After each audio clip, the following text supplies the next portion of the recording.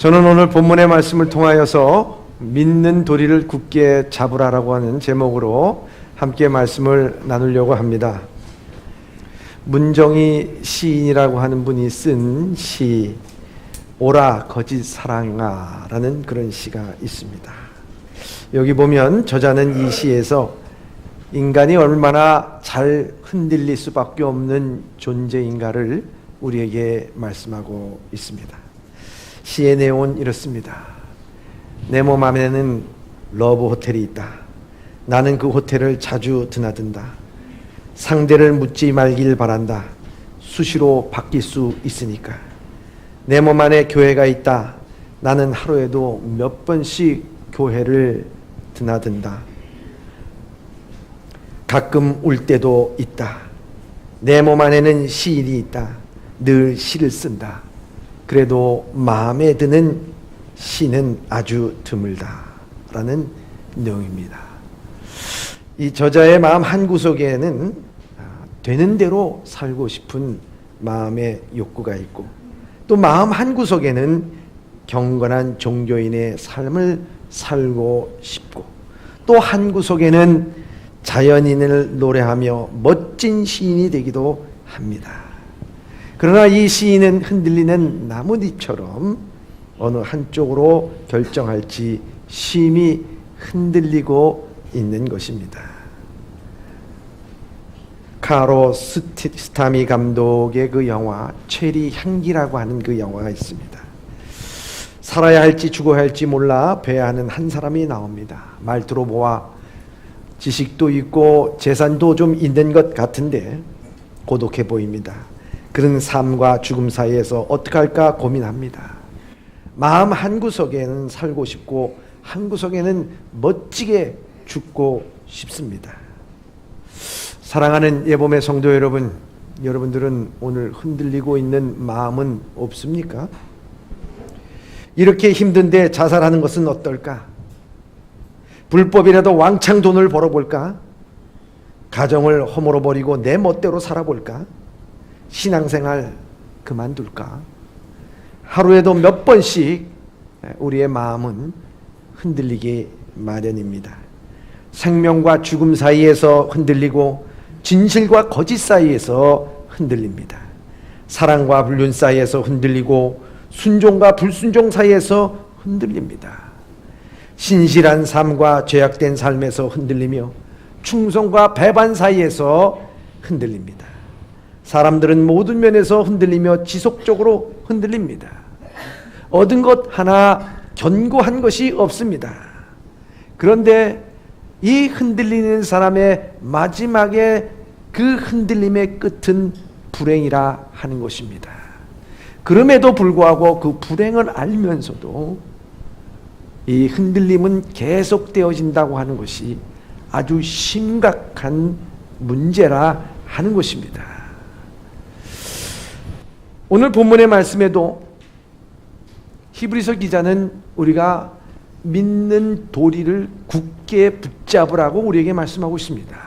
14절의 말씀입니다. 시작. 그러므로 우리에게 큰 대제사장이 계시니 승천하신 이 곧 하나님의 아들 예수시라. 우리가 믿는 도리를 굳게 잡을지어다. 아멘. 여기 히브리서 기자는 우리에게 믿는 도리를 굳게 붙잡으라고 말씀하고 있습니다. 그런데 생각해 보시기 바랍니다. 뭔가 흔들리지 아니하면 못하러 우리의 믿는 도리를 굳게 잡으라고 이 히브리서 기자는 우리에게 말씀하고 있을까요?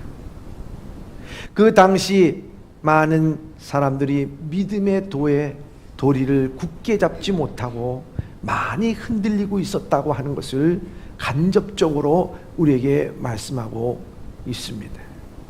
그래서 히브리서 기자는 우리에게 믿는 도리를 굳게 잡을지어다 이렇게 말씀하고 있어요. 히브리서의 배경을 잠깐 우리가 살펴봐야 할 것입니다. 히브리서는 어떤 특정한 수신자에게 수신한 게 아닙니다. 불특정 다수 흩어져 있는 모든 성도들에게 보낸 편지입니다.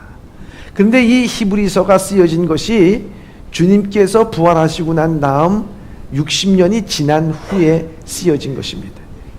그 60년이 지난 후에 어떤 일이 벌어졌냐면 유대교가 날이 가면 날이 갈수록 그리스도교를 핍박을 했습니다. 그리고 어려움과 고난을 줬습니다. 그래서 때로는 고향도 떠나고 집도 떠났습니다. 어떤 사람은 토굴로 가서 숨었습니다. 어떤 사람은 돌에 맞아 죽었습니다. 어떤 사람은 그 핍박을 끝까지 견디면서 살았습니다. 여러분 얼마나 힘들고 얼마나 괴롭겠습니까? 이런 어려움과 괴로움이 있을 때요, 그 사람의 마음이 어떻겠는가 하는 것입니다. 여러분 히브리서는 특별히 이 신약의 레위서라고 이렇게 얘기합니다. 왜 레위서라고 얘기하냐면 그만큼 그 구약에 있는 제사법을 잘 풀어서 바로 이 제사에 대한 모든 예배와 그 희생 제물에 해당되는 것이 바로 예수 그리스도시고, 이 모든 예수 그리스도는 대제사장이시고 그러므로 말미암아 우리의 구원자가 되신다 하는 것을 풀어서 설명한 것이 이 히브리서였습니다. 왜냐하면 유대인들의 핍박과 어려움에 대해서 그들이 이겨나가기 위해서는 바로 유대인이 주장하는 그 내용에 앞서서 바로 예수 그리스도는 누구신가를 분명히 깨닫게 해주기 위하여서 이 히브리서를 쓴 겁니다. 여러분 그렇기 때문에 유대인으로부터 받은 이 핍박이라고 하는 것은요, 여러분 하루 이틀 이 핍박이 아닙니다. 핍박이라고 하는 유행처럼 왔다가 사라지는 그런 것이 아닙니다. 핍박이라는 목적이요, 핍박을 받는 자를 멸절시키기 위한 것이 핍박의 목적이에요. 그럼 유대인들이 핍박하는 것은 기독교를 말살시키기 위한 것이 이 목적입니다. 그러니 이 핍박을 받은 사람들이 얼마나 힘들고 괴롭겠습니까? 그렇잖아요. 하루 이틀의 핍박이 아니고 동네를 떠나야 되고 고향을 떠나야 되고 집도 떠나야 되고요, 타향살이를 해야 되는 그런 어려움이 있는 것입니다. 이렇게 살다 보면요, 자연적으로 우리의 심령 가운데서 믿음이 무엇인가? 가정을 지켜야 되지 않겠는가? 내 안위를 좀 지켜야 되지 않겠느냐? 점차 우리는 믿는 도리가 우리 가운데서 떨어질 수밖에 없다고 하는 것을 우리에게 말씀하고 있고, 우리의 마음 흔들릴 수밖에 없다는 거예요. 여러분 지속적으로 여러분들 핍박을 받으면 여러분 신앙 우리가 흔들리지 않겠습니까? 그래서 히브리서 기자는 이런 흔들림을 보면서 오늘의 본문의 말씀 바로 앞장 3장 12절과 13절에 이렇게 말씀하고 있습니다. 시작. 형제들아, 너희는 삼가 혹 너희 중에 누가 믿지 아니하는 악한 마음을 품고 살아계신 하나님에게서 떨어질까 조심할 것이요, 오직 오늘이라 일컫는 동안에 매일 피차 권면하여 너희 중에 누구든지 죄의 유혹으로 완고하게 되지 않도록 하라. 아멘. 여기 3장 13절에 보면은 참 우리에게 마음에 와닿는 구절 가운데 오늘이라 일컫는 동안에 매일 피차 권면하여 이렇게 되어 있어요. 다시 말하자면 오늘 이 순간순간 우리의 삶 가운데서 매일 매 순간 우리가 하나님의 말씀으로 신앙의 도리, 믿음의 도리를 굳게 붙잡고 피차 권면하지 않으면 우리는 누구든지 그 사람이 목회자이건 평신도이건 기도 많이 한 사람이건 그렇지 않은 사람이건 누구든지 죄의 유혹으로 완고하게 될 수밖에 없다고 하는 것입니다. 모든 핍박 가운데서 흔들릴 수밖에 없고 신앙에서 떠나고 믿음에서 떠날 수밖에 없다는 거예요. 그래서 매일 매 순간 오늘이라 일컫는 동안 여러분들 신앙은 늘 흔들리게 마련이라는 거예요. 어렵기 마련이라는 거예요. 네? 그래서요, 옛날에 그 당나라 때 참 정변이 나고 어렵고 힘들고 그 당시에요, 서남선사라고 하는 사람이 참 현명한 사람이 있었어요. 그 사람이 모든 삶을 살아갈 때마다 참으로 깨어 있어서 많은 사람들에게 진리로 인도했다고 얘기합니다. 선한 길로 인도했다고 얘기합니다. 그 사람이 늘 깨어 있을 수 있었던 이유는 다른 것이 아니라 매일 아침마다 일어날 때마다 그는 스스로를 향해서 이렇게 외쳤답니다. 아침에 일어나면 외치는 게 그거예요. 야, 주인공아! 이 주인공이 누구겠습니까? 자기 자신이죠. 주인공아! 그러면 네. 정신 똑바로 차리고 살아라! 네. 그리고 하루를 시작했다는 거예요, 여러분. 여러분, 오늘 하루도 여러분들이 살아갈 때 여러분들 어떻게 살아갑니까? 눈 뜨자마자 허둥지둥 허겁지겁하면서 바쁜 일에 쫓기면서 살아가고 있지 않습니까? 여러분들은 한번 그랬으면 좋겠어요. 야! 하나님의 자녀 아무개야! 그러면 여러분들은 스스로 네! 정신 똑바로 차리고 살아라! 네! 정신 똑바로 차리고 살아가야 돼. 정말 현기증이 나도록 어지러운 세상 아니겠습니까? 여러분, 이 세상 가운데서 우리가 어떻게 살아가야 돼? 마음은 더욱더 이리 흔들리고 저리 흔들리는 삶을 살아갑니다. 이때 선함선사가 이렇게 아침마다 행하는 것은 자신의 마음을 잡고 흔들리지 않고 깨어 진리에 정진하고자 함이었을 것입니다. 오늘 상황 속에서 본문의 말씀 가운데 이 히브리서 기자도 우리가 믿는 도리를 굳게 잡을지어다 말씀하고 있습니다. 여기서 말하고 있는 도리라는 것이 무엇인가? 이 도리라고 하는 것은요, 헬라어로 호몰로게오라고 하는 뜻입니다. 호몰로게오. 이 호몰로게오라고 하는 말은요, 고백이란 말이에요. 시인, 인정하다, 동의하다, 고백, 컨페션을 의미하는 거예요. 다시 말하자면 신앙 고백을 의미하는 거예요. 신앙 고백. 그러면 신앙 고백.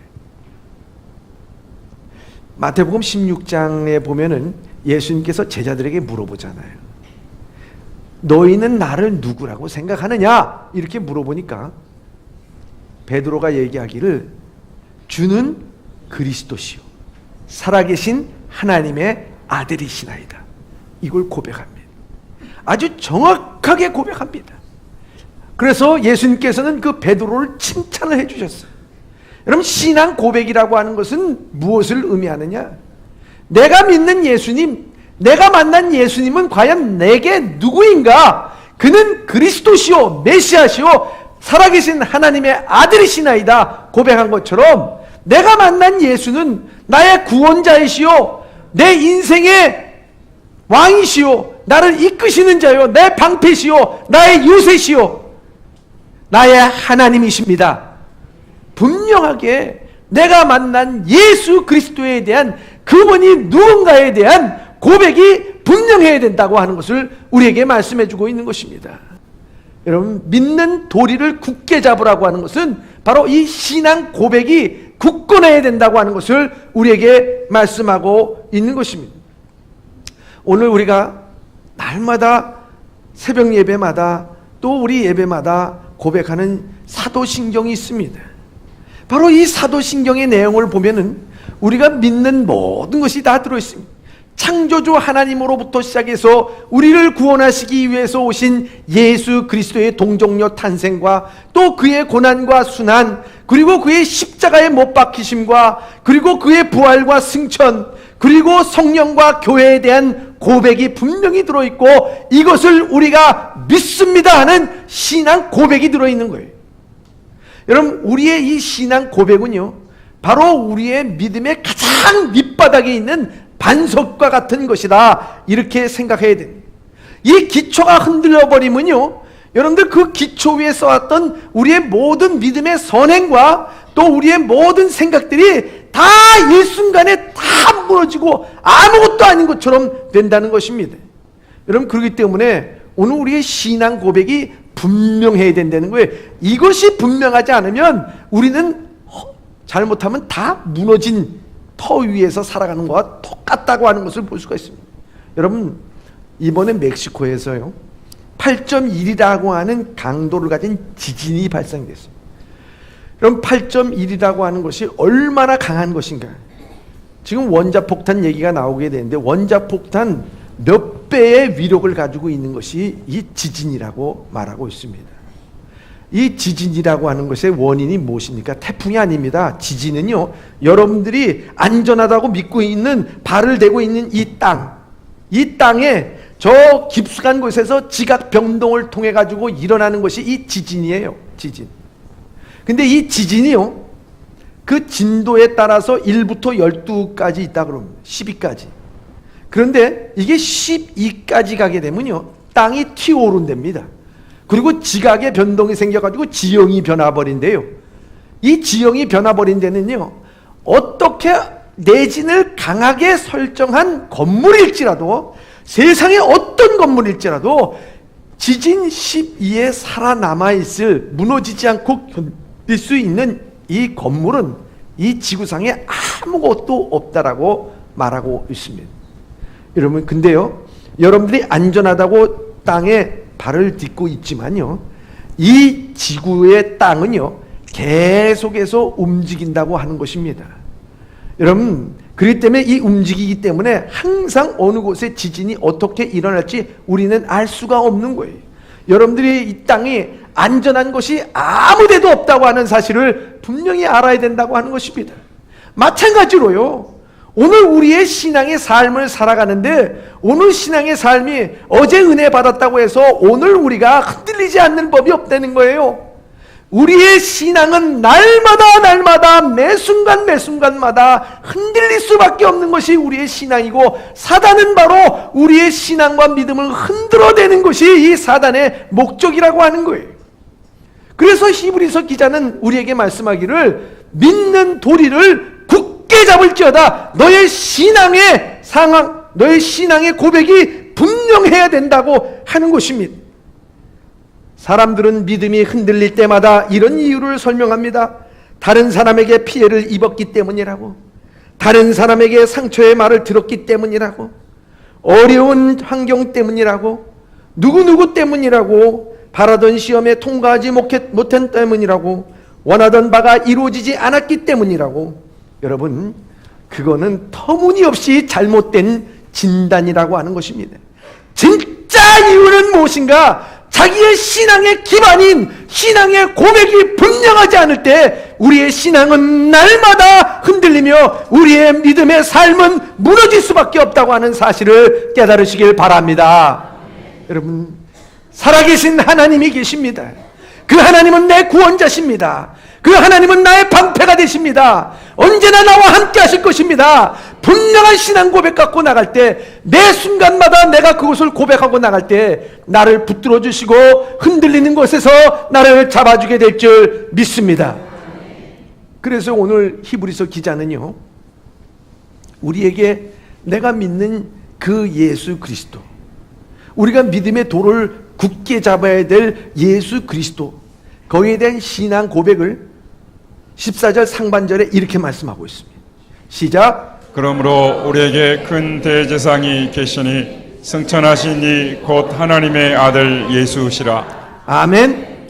여기 보면 우리가 믿는 예수 그리스도에 대해서 이 히브리서 기자는 세 가지로 우리에게 말씀하고 있습니다.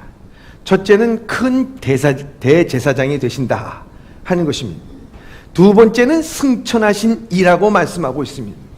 세 번째는 하나님의 아들 예수시라고 말씀하고 있습니다. 여기 큰 대제사장이라고 하는 것은 어떤 역할을 하시는 분입니까? 이스라엘 백성들이 1년에 한 번 하나님 앞에 속죄일을 하게 될 때 이 대제사장이 이스라엘의 모든 죄를 갖고 들어가서 하나님 앞에 용서를 구하는 중보자의 역할을 합니다. 그렇게 될 때 대제사장을 통해서 하나님께서는 이스라엘 백성들의 모든 죄를 다 용서하여 주신다는 거예요. 바로 예수 그리스도는 큰 대제사장과 같이 하나님과 우리의 사이에 십자가로서 말미암아, 중보함으로 말미암아 여러분들이 씻을 수 없는 모든 죄를 예수 그리스도의 피로써 용서해 주실 이는 바로 예수 그리스도 한 분밖에 없는 줄 믿습니다. 바로 그걸 말씀하고 있는 거예요. 또 승천하신 이라고 말씀하고 있습니다. 이 승천하신 이라고 하는 것은 무엇일까요? 우리가 매번마다 사도신경을 고백할 때 어떻게 얘기합니까? 하늘에 오르시어 전능하신 하나님 우편에 앉아 계시다가 거기로부터 살아있는 자와 죽은 자를 심판하러 오시리라 우리에게 말씀하고 있습니다. 이 승천하시는 이는 바로 심판주로 다시 오실 주님이라고 하는 것을 우리에게 말씀하고 있는 것입니다. 하나님, 예수 그리스도께서는 반드시 다시 오실 것입니다. 그리고 오실 때는 심판주로 오실 것입니다. 그러나 우리가 심판에 이르지 아니하는 것은 이미로 믿음으로 살았기 때문에 심판에 이르지 아니할 것입니다. 세 번째, 하나님의 아들 예수라고 말씀하고 있습니다. 우리가 믿는 예수님은 바로 하나님의 아들이라고 하는 사실입니다. 즉 하나님이라고 하는 사실입니다. 우리를 구원하시기 위해서 오신 예수 그리스도의 정체성을 얘기할 때 예수 그리스도는 두 가지의 성을 갖고 있습니다. 신성과 인성을 갖고 있습니다. 예수님은 하나님의 아들, 즉 신으로, 완전한 신으로 이 땅에 오셨습니다. 또 완전한 신으로 이 땅에 오셨을 뿐만 아니라 예수라는 이름은 그리스도의 인성입니다. 하나님의 이 땅에서의 이름이에요. 인간의 이름이에요. 완전한 인간으로도 오셨다는 거예요. 우리를 구원하시기 위해서 두 가지 조건이 있어야 되는데 그것은 완전한 하나님으로 완전한 인간으로 오셔야 된다는 거예요. 완전한 하나님으로 오늘날 이 땅의 인간은 다 죄인입니다. 그렇기 때문에 완전한 인간으로 죄 없으신 분이 오셔야 돼요. 그런데 우리의 죄를 대신 지시기 위해서는, 우리의 생명을 대신하기 위해서는 완전한 인간이 되셨어야만 하는 거예요. 죄는 없되 완전한 인간으로 오시기 위해서는 완전한 하나님이자 완전한 인간으로 오셔야지만 우리의 죄를 용서할 수가 있기 때문에 그렇게 오신 것입니다. 우리는 그것을 믿습니다. 그것을 믿는다는 거예요. 그래서 이 히브리서 기자는 바로 우리가 믿는 도리를 굳게 잡을지어다 하는 그 내용, 우리의 말하자는 신앙 고백에서 하나님에 대해서 얘기할 때 바로 이와 같은 말씀을 하고 있는 것입니다. 우리의 죄를 용서하실 분은 오직 예수 그리스도 한 분이시요, 그분은 반드시 심판자로 다시 오실 것이며 우리의 구원을 위해서 예수님은 바로 완전한 하나님으로 완전한 인간으로 오신 것을 우리가 믿습니다. 거기에 대해서 흔들리지 말라는 거예요. 그걸 흔들리지 말라는 거예요. 얼마나 중요한 고백인지 모릅니다. 그래서 이 상반절에 있는 이 고백은요, 신학적으로 논문을 쓰더라도요, 엄청난 논문을 쓰고 이 한 구절 안에 수천 편, 수만 편이 지금 역사적으로 논문이 쓰여지고 있는 겁니다. 박사학위 논문이 쓰여지고 있는 것입니다. 유명한 교회사가인 필립 샤프는 성경은 하나님의 것이지만 신앙 고백은 하나님의 말씀에 대한 인간의 대답이다, 이렇게 말씀합니다. 하나님을 믿는 인간의 대답, 주는 그리스도시요 살아계신 하나님의 아들이시요 나의 주인이시요 나의 왕이시요 나의 방패시요 나의 하나님이십니다. 그 성경 속에서 나타난 하나님에 대한 인간의 응답이라고 말하고 있는 것입니다. 신앙 고백은 교리의 규범입니다. 신앙 고백이란 하나님의 말씀에 대한 성도의 답변인 동시에 하나님에 대한 실제적인 표현입니다. 따라서 신앙 고백은 모든 성도들이 선택하는 것이 아니라 필수라고 하는 것입니다. 여러분들은 날마다 이 신앙 고백을 하면서 살아가야 하는 것입니다. 신앙 고백은 주문이 아니에요. 바로 내가 믿는 그 하나님을 내가 늘 고백하며 살아가야 되는 것이라 하는 것입니다. 그럼 지선아 사랑해라고 하는 그 책을 여러분들이 알고 또 신문지상에서 여러분들이 많이 봤을 것입니다. 이지선이라고 하는 학생, 대학생 때 불의의 교통사고로 인해서 몸의 55%가 3도 화상을 입었습니다. 참 기적적으로 살아났습니다. 이그러진 얼굴과 또 이게 다 붙어버린 손가락, 또 이 모든 것들이 다 흉측하게 변해버린 이지선 씨. 근데 제가 그 방송에서 한번 나와서 대담을 프로를 보면서 그 이야기를 하는 가운데 내 가슴이 막 뻐근해오고 눈물이 왈칵 쏟아지는 것을 느꼈어요. 거기서 이 이지선이라고 하는 분이 이런 고백을 합니다. 내가 오늘까지 이렇게 담대하게 그리고 잘 살 수 있었던 이유, 그 이유에 대해서 이야기하는데요. 그 이유가 뭘까 하고 기울여 보니까요, 그 이유가 이런 거였습니다. 뭐 하나님을 만나서 뭘 만나서 물론 그 신앙과 믿음이 있지만요, 그에게 있어서 오늘까지 자기가 이렇게 당당하게 살 수 있는 이유는 다른 것이 아니라 자기가 화상을 입고 처음 태어나가지고 집에 왔는데요, 어머니가 나를 바라보는 시선이 조금도 흔들리거나 변함이 없이 예전 그대로의 눈빛으로 나를 바라봐 주더라는 거예요. 그래서 자기가 나는 괜찮은 사람이구나, 아니 괜찮게 살아도 되는 사람이구나 하면서 마음의 위로함을 받았다는 거예요.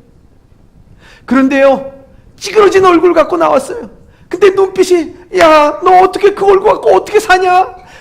아유, 정말 어쩌면 좋아. 아유, 지선아. 막 이랬다면요, 그 마음속에서도 충격과 아픔이 오면서 내가 이런 사람이구나, 나 어떻게 살아야 돼요? 아마 그랬을 것입니다. 그런데 바라보는 눈빛이 흔들리지 않습니다. 예전이나 지금이나 똑같습니다. 난 살아도 괜찮은 사람이구나, 나는 어머니 앞에서 괜찮은 사람이면 다 괜찮은 것 아니겠느냐, 그러면서 용기 백배해서 살았다는 거예요. 제가 목사회에 가가지고 친교를 나눈 가운데 어떤 목사님이 얘기를 하는데요, 그분이 이제 갑상선 암이 있어서 그 수술을 받은 사람이었어요. 근데 그 목사님이 이런저런 얘기를 하면서 이런 얘기를 해요. 자기가 갑상선 수술을 받고서 이제 퇴원하고 집에 있는데, 사모님 자기 아내가 자기한테 빨래를 해가지고 빨래를 산더미 같은 빨래를 자기한테 쭉 주더니만, 빨래 개세요 그러더래는. 여보, 나 한자야 그렇게 얘기했는데, 빨래 개세요? 그러 빨래를 개라 그러더라는 거예요. 아니, 평소 때도 안 개던 사람을 갖다가 환자인데 개라고? 그런데 아내가 수술을 받은 전이나 후나 상관없이 아무 말 없이 빨래 개라고 그냥 한 더미를 갖다가 넘겨주더라는 거예요. 그런데요, 참 이상한 게요, 그 빨래를 개면서 묘한 감정이 들더래요.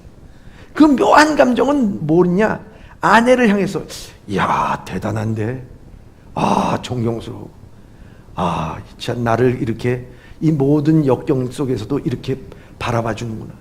만일 갑상선 암을 걸려가지고 수술해서 끝났어요.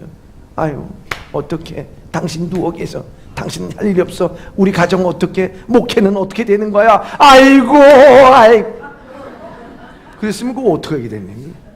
그때 돼서는 어떻게 하겠냐고.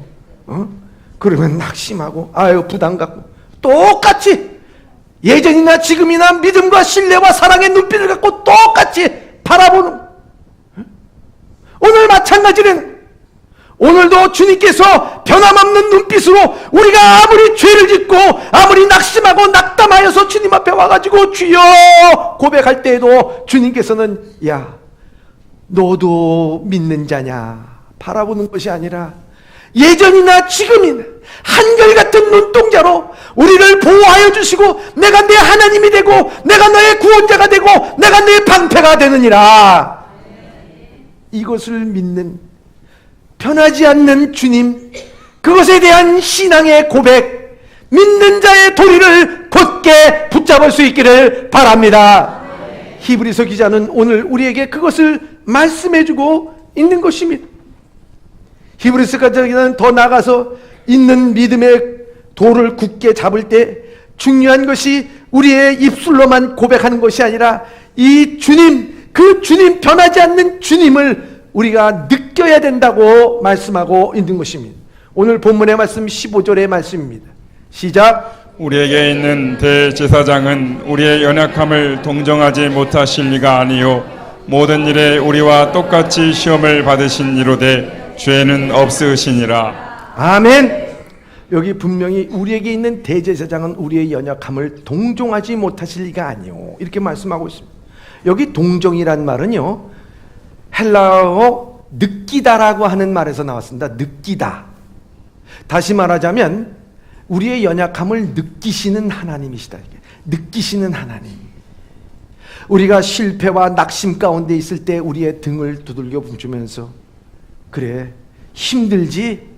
같이 내 마음을 느껴주시는 주님, 내가 슬픔의 저 밑바닥에 있을 때, 엉엉 울고 있을 때, 그래 나도 울고 싶어 같이 울어주시는 하나님. 내가 낙심과 좌절로 인해서 혼자라고 생각할 때 외롭지, 나도 외로워, 외로운 게 이런 것이야 그러면서 구멍난 손으로 내 등을 쓸어주시고, 내가 홀로 걸어갈 때도 구멍난 발바닥으로 나와 함께 걸어가 주시고, 내가 연약할 때도 젖구리에 이 창자국이 난 허리로 나를 감싸주시는 하나님, 느끼는 하나님, 나와 똑같이 느껴주시는 하나님. 여기에 연약함이라는요, 인생의 모든 고뇌와 아픔을 의미한다 하는 것입니다. 오늘 우리가 인간이 겪을 수 있는 모든 고생과 고뇌와 아픔과 상처를 주님께서는 간접적으로 하신 것이 아니라 오늘 똑같이 우리와 함께 느껴주시는 하나님이라고 하는 거예요.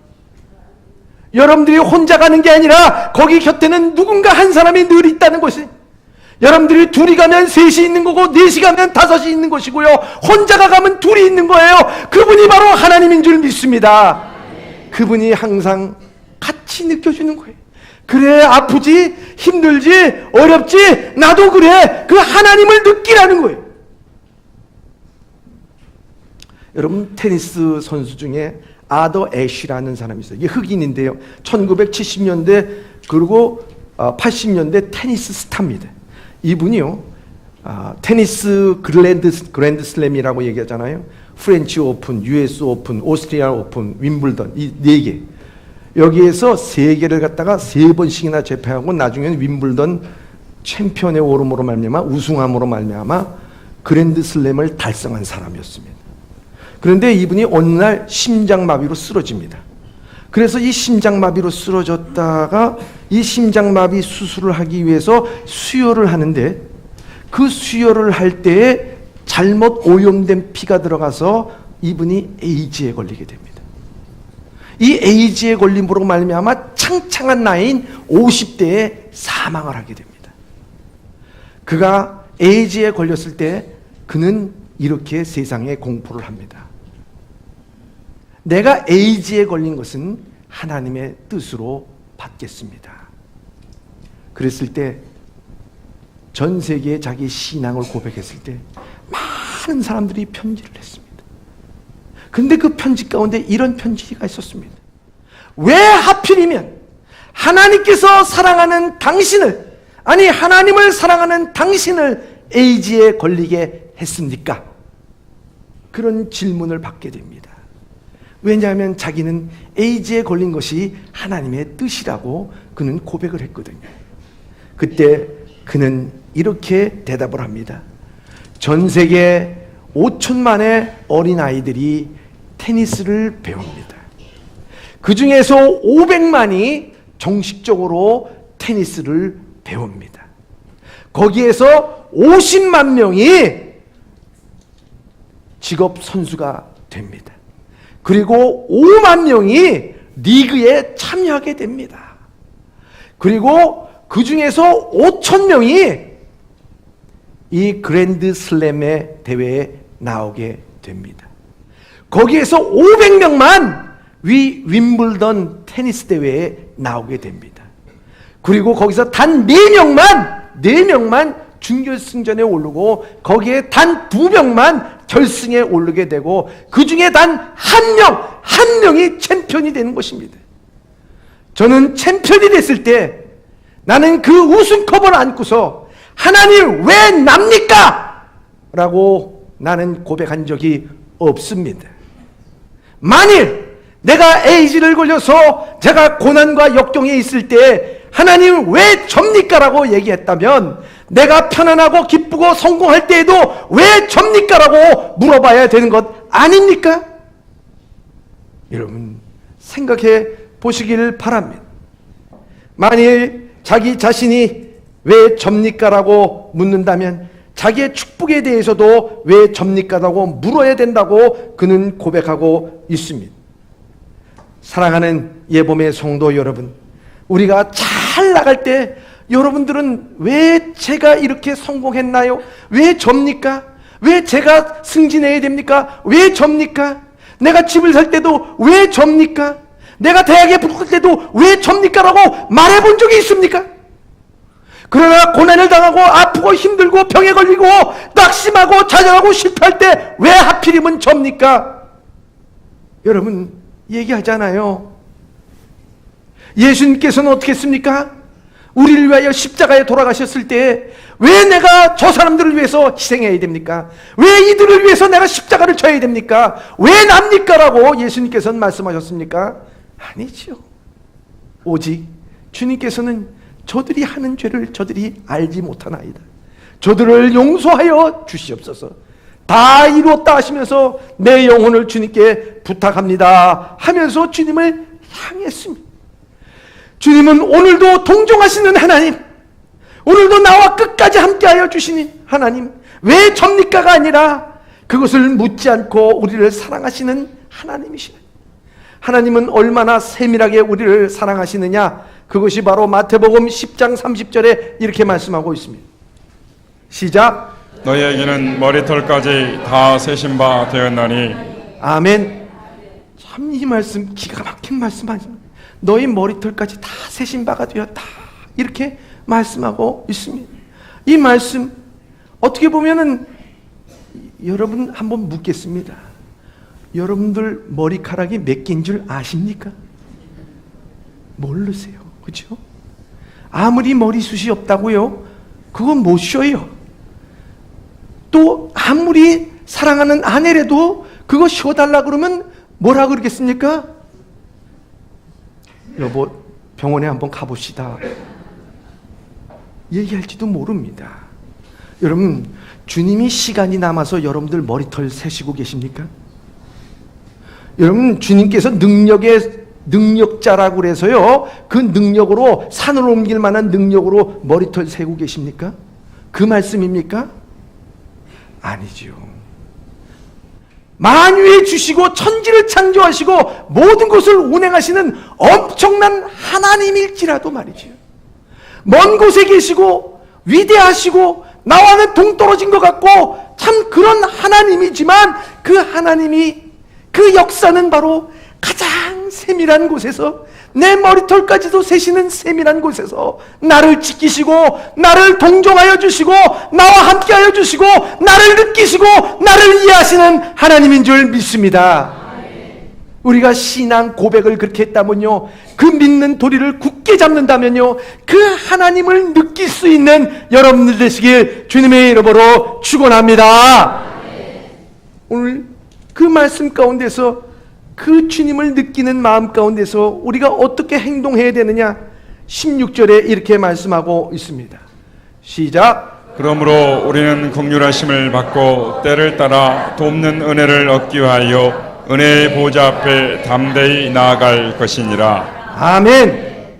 여러분, 오늘 본문의 말씀 가운데서 믿는 도리를 굳게 붙잡은 사람들, 하나님께서 나를 느끼시게 하시고 나와 함께 느끼시는 그 하나님을 붙잡고 나아가는 우리들은요, 긍휼하심 받고 때를 따라 돕는 은혜를 얻게 하여 은혜의 보좌 앞에 담대히 나갈 것이라고 말씀하고 있습니다. 예전에요, 구약시대 때는요, 대제사장이 1년에 한 번 온 이스라엘 백성들의 죄를 갖다가 속죄하기 위해서 지성소로 들어갔어요. 1년에 한 번 들어갔는데 4차례 들락날락하면서 그 모든 일들을 감당했습니다.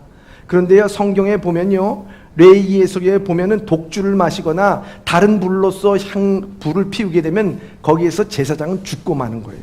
참 두려운 일이에요. 어려운 일이에요. 죽음을 각오하고 들어가야 되는 일이에요.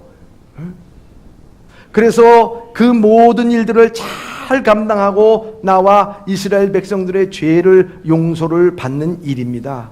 그렇기 때문에 이 거룩이란 말은 이스라엘 백성들 앞에서는요, 두렵고 떨리고 그리고 복잡하고 힘든 것이 거룩이라고 하는 단어예요. 내가 거룩하니 너희도 거룩하라. 이 제사를 드린다고 하는 거, 그 하나님 전전에 나간다는 거, 그것은 참 두려운 일이었어요. 거추장스러운 일이에요. 순서와 절차가 아주 복잡하고 까다로운 일이었어요. 그런데요, 예수님께서는 자기의 몸을 우리에게 주심으로 말미암아 십자가상에서 자기가 제물이 되셨어요. 우리와 하나님과의 막힌 땀을 허물어 주시고 성소와 지성소의 모든 휘장을 다 찢어 주실 뿐만 아니라 예수 그리스도의 보혈의 피로써 하나님과 직방으로 통할 수 있도록 그 은혜의 문을 열어주신 줄 믿습니다. 여러분, 이것을 모든 절차를 간소화시켰다는 말씀이 아닙니다. 여러분들 모든 것을 쉽게 만들어줬다는 말씀이 아닙니다. 오늘 본문의 말씀 가운데서 우리에게 주신 것은 무엇입니까? 너희가 긍휼하심을 받고 때를 따라 돕는 은혜를 얻기 위하라고 말씀하고 있습니다. 다시 말하자면 우리가 주님 앞에 나아갈 길을 열어줬지만 그 길을 알고 하나님의 은혜를 깨닫는 순간 우리의 마음속에는 무슨 마음이 들어야 되느냐? 야, 그렇구나. 오늘 내가 인간이 살아가는 데 있어서, 오늘 내가 인생을 살아가는 데 있어서 날마다 하나님의 은혜가 아니면, 하나님의 긍휼하심이 아니면 내가 살아갈 수 없는 존재이구나. 그걸 깨달으라는 거예요. 여러분, 날마다 하나님의 은혜가 아니면 여러분들 살 수 없는 존재임이 깨닫는 것이 더 중요한 줄 믿습니다. 그래서 가는 거예요. 하나님, 내가 살 길, 세상에 소망을 둘 길이 없습니다. 나는 주님 앞에 밖에 없습니다. 오늘도 가만 보니까 내가 은혜 받고 살 길은 주님밖에 없습니다. 주님께서 나의 구원자가 되시고 나의 방패가 되시니 나는 주님 앞에 갑니다. 주여 나를 받아 주시옵소서. 날마다 주님 앞에 나가야 될 줄 믿습니다. 제가요, 그 시찰에 서기가 돼서 그 문서를 갖고서 일을 좀 하기 위해서 저 강남에 있는 목회자들을 이렇게 만날 때가 됐습니다. 한 이틀 동안 그 출입을 했어요.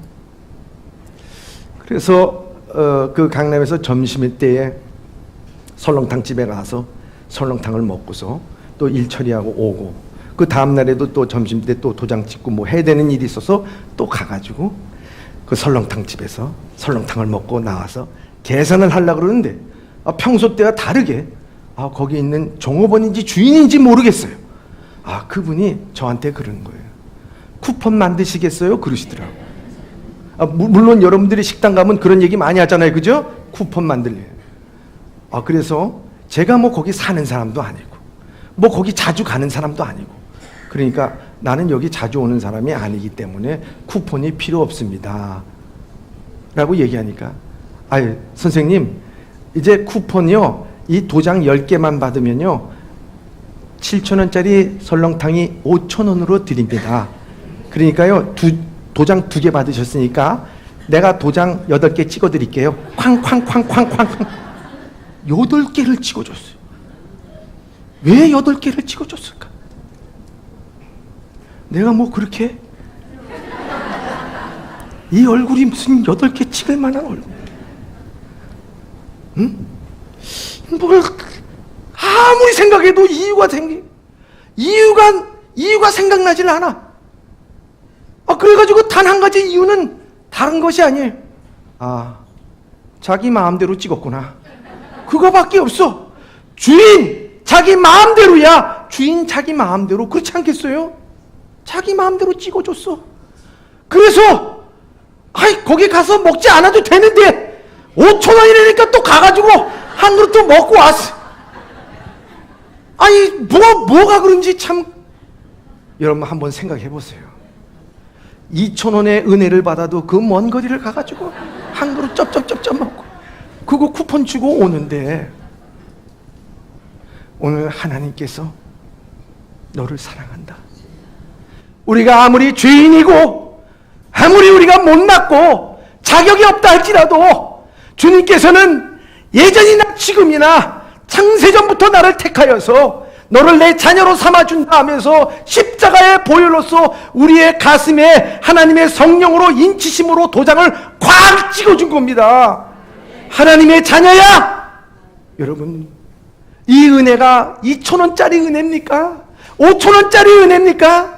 평생을 갚아도 갚지 못할 하나님의 은혜를 우리가 받았는데, 그 은혜 2,000원 깎아줘도 가서 그 설렁탕을 먹건만 평생의 은혜를 주셨는데도 불구하고 아버지 앞에 날마다 나와 기도하고 찬양하며 주님의 영광을 돌리고 주님을 찾고 주님의 사랑을 누리면서 살아가야 될 줄 믿습니다. 사랑하는 예범의 성도 여러분, 오늘 여러분들의 마음에 흔들리는 게 뭡니까? 믿음이 흔들리는 게 무엇입니까? 여러분들을 흔들리게 만드는 그것이 무엇입니까? 여러분들의 신앙 고백이 분명합니까? 여러분들은 하나님의 사랑을 느끼고 있습니까? 여러분 오늘도 그 은혜를 깨닫고 은혜의 보좌 앞에 담대히 나가고 있습니까? 이와 같이 은혜의 보좌 앞에 담대히 나가 승리할 수 있는 예범의 성도들이 다 되시길 주님의 이름으로 축원합니다. 기도하겠습니다.